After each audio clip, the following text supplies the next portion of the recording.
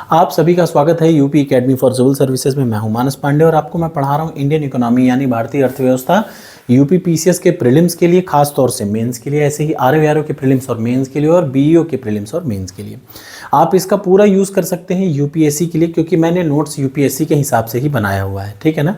इसके अलावा संघ लोक सेवा आयोग है और उसके अलावा जितने भी स्टेट लेवल के एग्जाम हैं बिल्कुल यूज़ करिए। आज का टॉपिक है क्या?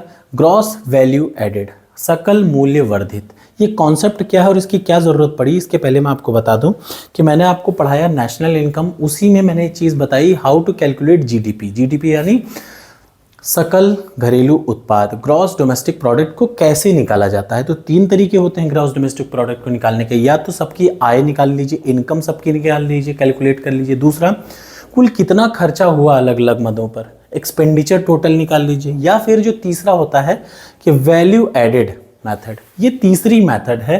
तो ये भी एक जीडीपी को निकालने का तरीका होता है जिसका नाम है जीवीए, सकल मूल्य वर्धित यानी ग्रॉस वैल्यू एडेड। ठीक, दोनों में अंतर क्या है? जब जीडीपी है तो जीवीए शब्द कहाँ से आया, ये कॉन्सेप्ट में क्यों आया, तो मैं बता दूं।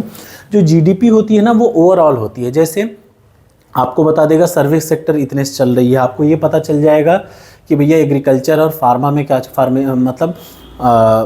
एग्रीकल्चर में क्या चल रहा है, आपको इंडस्ट्री में क्या चल रहा है, और आपको ये पता चल जाएगा कि भैया सर्विस सेक्टर में क्या चल जाएगा। लेकिन अगर जीडीपी में मैं आपसे पूछूं कि बताओ भैया क्या ऑटोमोबाइल सेक्टर की जीडीपी, तो नहीं, याद रखिएगा जीडीपी ओवरऑल होती है। लेकिन जब हम लोग सेक्टर वाइज कितना ग्रोथ हो रहा है, जैसे मैं पूछूं कि यार ये बताओ ऑटोमोबाइल, पूरे भारत में ऑटोमोबाइल सेक्टर का ग्रोथ कितना हुआ, तो जीडीपी ये बताने में फेल हो जाती है। मतलब छोटी छोटी चीज़ों को जो वैल्यू एडेड करता है, याद रखिए छोटी छोटी चीज़ों का कैलकुलेशन के लिए जीवीए बनाया गया। ग्रॉस वैल्यू एडेड किसके लिए बनाया गया? अलग अलग सेक्टरों की एग्जैक्ट, भाई किस सेक्टर में कितनी ग्रोथ या कितना घाटा हो रहा है, ये जानने के लिए एक नया कॉन्सेप्ट आया, ग्रॉस वैल्यू एडेड।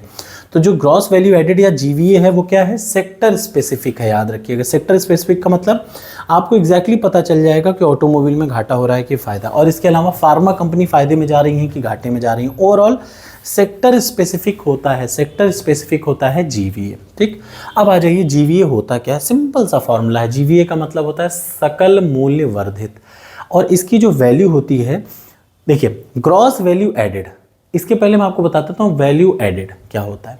ये है गन्ना, ध्यान से देखिए, ये क्या है? गन्ना, जो कि खेतों में उगाया जाता है। मान लीजिए 1 किलो गन्ने की कीमत है कितनी? 20 रुपए, ठीक है ना। यही गन्ने से बनाई जाती है चीनी। चीनी मान लीजिए 1 किलो की कीमत है 50 रुपए, ठीक। तो 1 किलो गन्ना से, ये गन्ने की कीमत 20 रुपए थी, इस गन्ने से बनाई गई चीनी, ठीक। चीनी की कीमत कितनी हो गई? 50 रुपए। तो अगर आपसे पूछे कि यहां से यहां पहुंचने में कितनी वैल्यू ऐड हुई, कितनी वैल्यू ऐड हुई या कितना मूल्य बढ़ा, तो देखिए 20 रुपए का गन्ना था और यहां इसकी कीमत थी 50 रुपए, तो कितना बढ़ा? 30 रुपए। तो याद रखिए यही होता है वैल्यू एडिशन। 20 रुपए का गन्ना था, फाइनल जब प्रोडक्ट बना तो 50 रुपए होगा, कितनी वैल्यू बढ़ी? 30 रुपए बढ़ गई वैल्यू, किसकी? इसी गन्ने की वैल्यू किस में कन्वर्ट हो गया? शक्कर में, ठीक है ना। तो ये एक वैल्यू। अब मान लीजिए यही चीनी था, इसी चीनी से बनाया जाता है सॉफ्टी। सॉफ्टी यानी आइसक्रीम। आइसक्रीम है 100 रुपए की, चीनी था 50 रुपए का। 50 रुपए की चीनी जब आइसक्रीम में कन्वर्ट हुई तो उसकी वैल्यू कितनी बढ़ी? फिर से 50 रुपए बढ़ गई। तो एक जगह यहाँ पे वैल्यू बढ़ी, एक जगह यहाँ पे वैल्यू बढ़ी, ठीक है ना। अगर इन दोनों वैल्यू को कर दो तो मैं आपसे पूछूं कि भैया गन्ने से जब आइसक्रीम बनी तो कुल कितनी वैल्यू बढ़ी, इस पर्टिकुलर सेक्टर की वैल्यू कितनी बढ़ी? तो गन्ने की कीमत थी 20 रुपए, आइसक्रीम की कीमत थी कितनी? 100 रुपए फाइनल भाई। तो ये बताओ 20 रुपए से 100 रुपए आने में कुल कितनी वैल्यू बढ़ी? 80 रुपए। 30 और 50, 80 रुपए। तो यही 80 रुपए है ग्रॉस वैल्यू एडेड, ठीक। इसका फॉर्मूला सिंपल सा होता है, output, value of output minus value of intermediate consumption, माने आउटपुट की वैल्यू और मध्यवर्ती उपभोग का मूल्य। इसका मतलब क्या है भाई? देखिए आउटपुट क्या है और उसमें से हमें क्या घटाना है? मध्यवर्ती, बीच में कुल कितना बढ़ा। तो ये कैसे निकालेंगे? देखिए मध्यवर्ती उपभोग को कैसे निकालेंगे? आउटपुट में से इनपुट घटा दीजिए तो आपको पता चल जाएगा कि कुल बीच में कितना वैल्यू एडिशन हुआ। या फिर अगर आपको इनपुट पता हो और आपको आउटपुट निकालना हो तो इनपुट में जितनी वैल्यू ऐड हुई जोड़ दीजिए, तो 20 और 80, 100 रुपए, ठीक है ना। तो जीवीए क्या है? Gross value added. यही ग्रॉस का मतलब यहाँ पे वैल्यू कितनी थी? 30, यहाँ पे वैल्यू थी 50, दोनों को जोड़ दीजिए तो क्या होगी? ग्रॉस वैल्यू, सकल मूल्य वर्धित। अब आपको शायद इसका कॉन्सेप्ट क्लियर हो गया होगा। मैंने एक सिंपल सा डायग्राम फ्लो बना रखा है, ये आप मेंस के लिए बहुत फायदेमंद है। जैसे ऑटोमोबाइल सेक्टर है, हमें उसकी ग्रोथ नापनी है, तो मान लीजिए उसमें जो जितना भी इनपुट लगा उसकी वैल्यू है कितनी, x, और आउटपुट फाइनल वैल्यू कितनी है, y। तो बताइए जीवीए कुल इस ऑटोमोबाइल सेक्टर का जीवीए क्या होगा, y minus x, output minus input.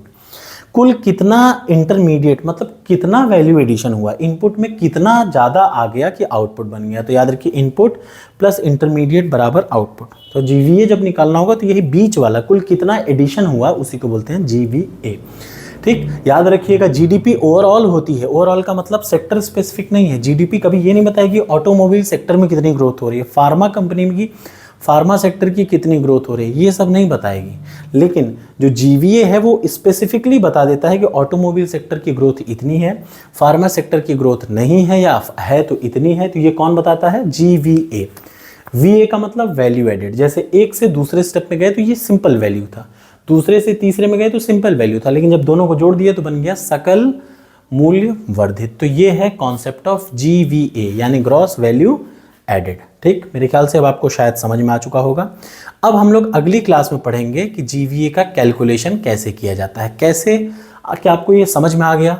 अगर आ गया तो कमेंट बॉक्स में लिखिए यस समझ में आया और लाइक करिए। अब मैं आपको बता दूं, जो राष्ट्रीय आय है या नेशनल इनकम है उसको पहले सीएसओ कैलकुलेट करता था। सीएसओ यानी ये देख लीजिए, जो सीएसओ है सेंट्रल स्टैटिस्टिक ऑफिस, ठीक, वो ऑफिस जो है बाद में याद रखिए 2019 में दो ऑफिसेस को मर्ज कर दिया गया। क्या क्या ध्यान से देखिए, एनएसएसओ और सीएसओ दोनों को मिला दिया गया। एनएसएसओ का मतलब नेशनल सैंपल सर्वे ऑफिस और सीएसओ दोनों को मिला के क्या बना दिया गया, एनएसओ। तो अगर आपसे कोई पूछे कि भारत में राष्ट्रीय आय की गणना कौन करता है तो याद रखिए वो करता है कौन, एनएसओ। कौन करता है, एनएसओ, नेशनल स्टेटिस्टिक ऑर्गेनाइजेशन। ये कब से हुआ तो 2019 में 23 मई से ये हुआ। तो NSO is the nodal agency to calculate national income in India. Most important question है, लड़के अक्सर गलत लगा देते हैं, किसको, सीएसओ को लगा देते हैं, ठीक, जो कि गलत है। सीएसओ पहले था,